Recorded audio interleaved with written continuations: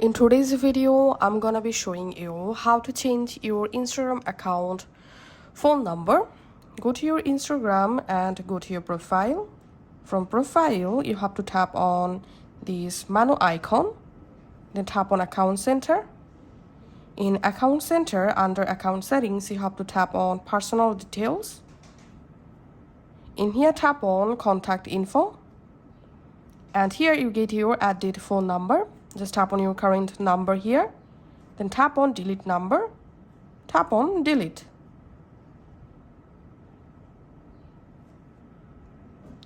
And we can see I've successfully deleted my previous number.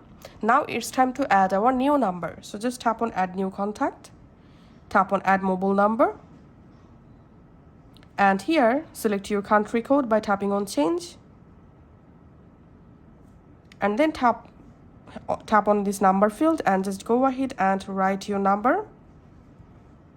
Tap on done and tap on next. And now you get a verification code to the number. Just verify your number here using the code. Tap on done, tap on next, and tap on close. And that's how we can actually update our Instagram account number. Thanks for watching.